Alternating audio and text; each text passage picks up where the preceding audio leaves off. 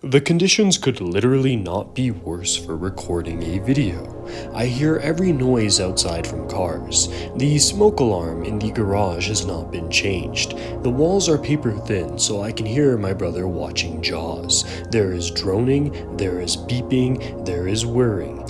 However, I like making videos, and it's been a while since I've just sat down and made a Metal Gear video for fun.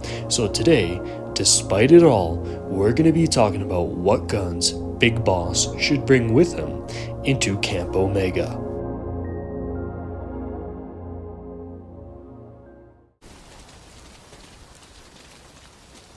Now on the surface level, it might seem very simple, very basic. Ground Zeroes is a small game. It's not like Metal Gear Solid 4, 1, 2, 3, where you have to fight a big Metal Gear at the end, fight jets, fight helicopters.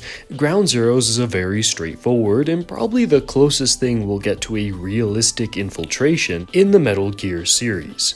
All Snake has to do is make his way into a base, find someone, bring him out. But that's just the main mission. We also have the pseudo-historical side ops, where Snake has to do sabotage on the base, Snake has to do assassination on the base. So today I want to put a little bit of a challenge. We're not just going to look at the main Ground Zeroes mission, we're going to look at every possible scenario and try to find a single loadout that would give Snake the best chances of pulling off his mission successfully and coming back alive. The first and biggest issue is that Camp Omega is pretty fucking dense. There are a couple areas where you can do some reconnaissance, but the majority of the time, you're in a heavily urbanized and developed base. There's a lot of tight corners, hallways, and then when you actually do get a wide open area, it's a heliport. You're going to have to deal with guards that are armed with assault rifles, you're going to have to deal with searchlights at night, security CCTV cameras, armored vehicles on patrol, and in the worst of cases, you'll have to deal with a hostile enemy chopper. Now, we're basing this off of what we have to deal with in Ground Zero, so while there is a chopper, it's not going to be firing missiles or anything at you, it's going to have a guy hanging out the side of it trying to take you down with a recoilless rifle. That being said, the other weapons we have to worry about are enemies coming at us with shotguns in close quarters, enemies coming at us with recoilless rifles, which, in layman's terms, it's basically a fucking rocket launcher, although not technically. Don't worry about it too much. There's prisoners on the base that Snake will need to carry, and when you're carrying someone and you only have one hand available, guess what? That influences how effectively you can handle a weapon system. So there's a lot to keep in mind here. We don't have to worry about freezing or being submerged in water. We will get wet from the rain in some scenarios, but all in all, the biggest concern is just trying to stay quiet. You are in the enemy stronghold. Getting caught will result in your death. With that being said, let's get right on into this. As a side note, we're going to try to limit ourselves to the weapons that would have been available in 1975. Because while the modern day has a lot of weirdly specialized weapons, these challenges get a little bit more fun when you try to base it in the time period in which the game takes place. So with that being said, let's get right on into this.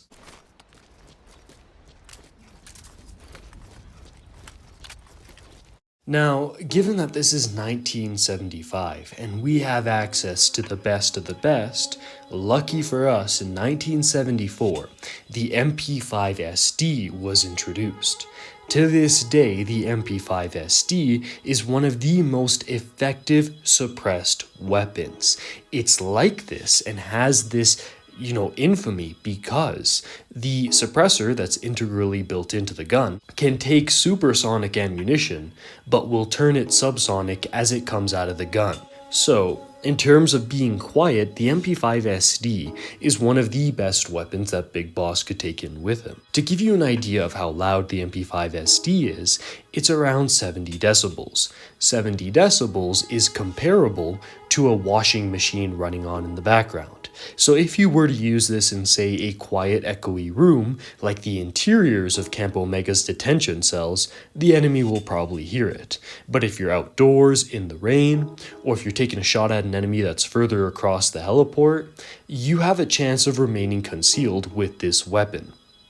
Something about the MP5 SD or MP5s in general that a lot of people don't know is that the MP5 is a pretty big weapon. The MP5 SD that we're going to be bringing in that has the original kind of A2 style stock is about the same size as Snake's MRS-4 carbine in-game, without the suppressor of course. Keep in mind that this gun is going to be the size of what we today would normally associate with rifle caliber carbines. But in terms of taking out enemies, taking out cameras, and just being sneaky, the MP5 SD is a great choice. Some of my concerns with the weapon is that when Snake is moving and crawling around, the size of it, it might either impede Snake when he's moving, or it might bump on the ground when he's crawling, it might make noise as he's trying to go through vents, so the size is a little bit of a detriment. Also, when Snake is carrying people, while he should be able to shoot this thing no problem, if he has to reload this while carrying a prisoner, that's going to be an issue because the MP5 has a very specific manual of arms that really does require two hands to do effectively. That being said, generally the reloads with this thing are very slow. Snake could download the magazines to 28 rounds instead of 30, which will allow him to just pull the charging handle instead of having to lock it back. But still, this is not optimal for, combat. But that being said, we've already gone over how getting caught in Camp Omega is already a death sentence, so prioritizing a heavily specialized weapon that can remain quiet is imperative here. And I can't think of a better choice for that than the MP5 SD. That being said, for CQC, for actually moving around, the MP5 might be a little bit of an issue. So let's take a look at other alternative options.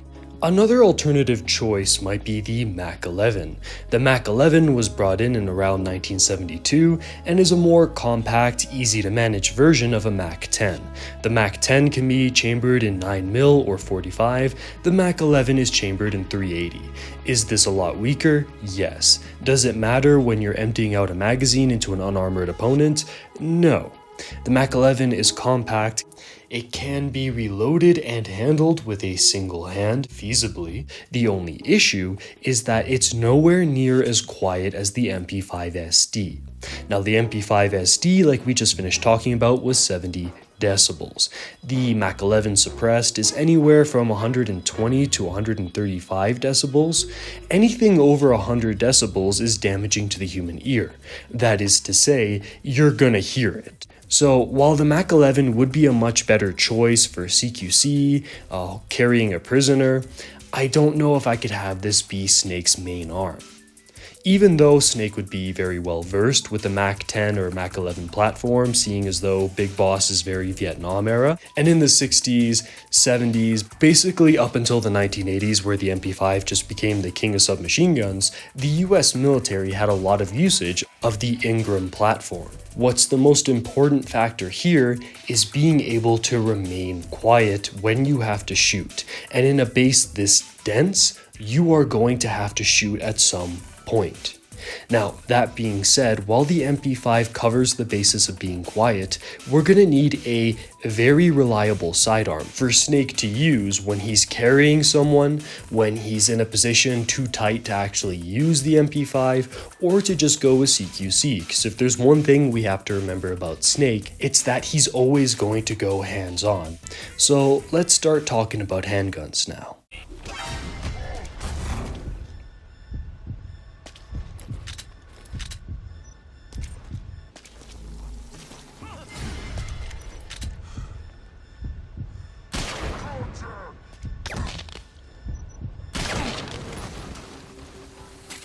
Now, when we start talking about sidearms, we got to keep in mind that at this point in time, for special forces remaining silent, having threaded barrels was not common.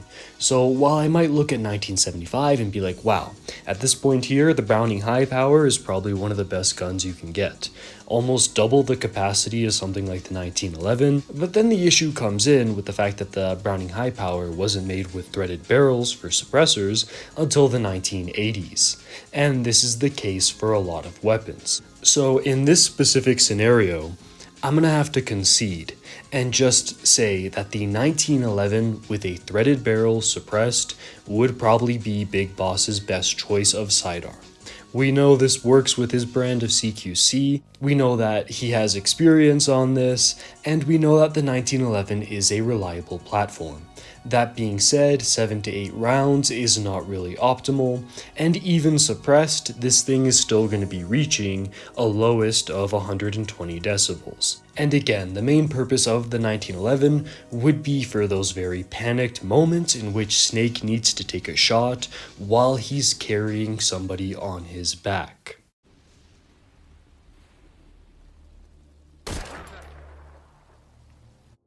So to summarize, the best weapon set Big Boss could bring with him, if we were to actually arm him with real weapons and not the pseudo weapons in-game, would be the MP5SD for those quiet shots, something to really rely on as a main arm, and the suppressed 1911 for when only one arm is available.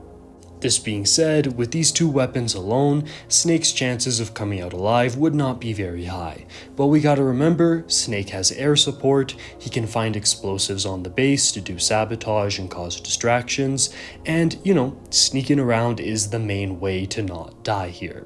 Just because I'm saying these are the two guns that would give him the best chance, that doesn't mean I want Snake to go gunning around and taking on the entire base. That's gonna result in him dying. A smart way for Snake to actually sneak around the base would be probably to take out one of the guys with a poncho, throw on the poncho, and just try to keep your distance from everyone, and then when you get to the admin building, that's where shit gets real. So that's it then. That's all we can really talk about in Ground Zeroes, cause squeeze my hog. The Deja Vu mission is horseshit. But you know what else is bullshit? Making videos like this for fun. But just because something's bullshit doesn't mean it's not worth taking the time to talk about, because again, the operative word here is fun. So let's start talking about Solid Snake coming into this very similar situation, but now we can start using every gun possible up until 1999. And you know what, as a side note, one of the best things that the Metal Gear series does is use weird, kind of not really canon versions of Solid Snake in crazy stories. I don't like the gameplay of Acid, but the story and depiction of Snake was really cool there. And this depiction in Ground Zeroes is really fun and one of my favorite highlights and unlockables from the series. So let's break down what guns we could send Snake in if we had the option of using superior, more modern technology. Now, I'm not exaggerating when I say that we're going to be sending Solid Snake into Camp Omega with the same thing that Big Boss is using, except better. The MP5SD by the 90s could take very rudimentary early optics. It had collapsible stock, so you could use it in a much more compact and maneuverable fashion. So firing this thing with one arm and even maybe holding a guy hostage and then shooting over his shoulder is a lot more viable. Putting on flashlights and stuff, you'd still use rudimentary ways, but there were a lot more things you could do with your MP5SD.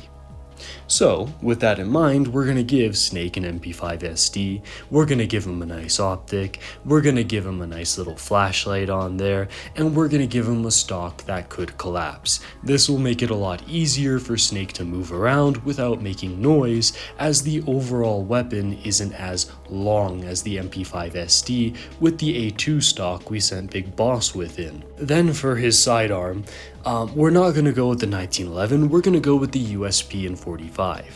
This started coming around in 1995, and it's just a better version of the SOCOM.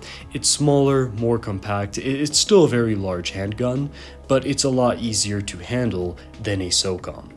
And then we could add on a laser or a flashlight attachment. I'd personally go with something like a laser just because it makes aiming in panicked moments a lot easier if you don't have to go into your iron sights and you just see the laser where it is. You don't have to worry about the enemy spotting you if they already have spotted you. So you'd use this in very niche situations and just turn it off when you wouldn't need it. Now, the USP, like the 1911, isn't going to be anywhere near as quiet as an MP5SD, however, minimizing that sound is going to be important, and taking care of your own ears is going to be important. Unlike the 1911, the USP comes with a lot more ammunition. That's almost double what you would be carrying with the 1911. To summarize this, Snake would be coming in with very similar weaponry, just better. He too has the air support, he too can find explosives and stuff while on the base and use them as necessary, but for both snakes, the purpose of this exercise was to find 2 firearms that they could bring in and effectively do their mission or have the odds of survival be enhanced by those weapons we're sending them in with. What do you think though? Do you disagree with any of these picks?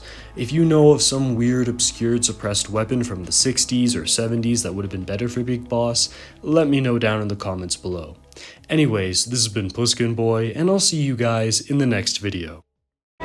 This is Solid Snake. Hey, subscribe to Pliskin Boy. God damn it. You heard him.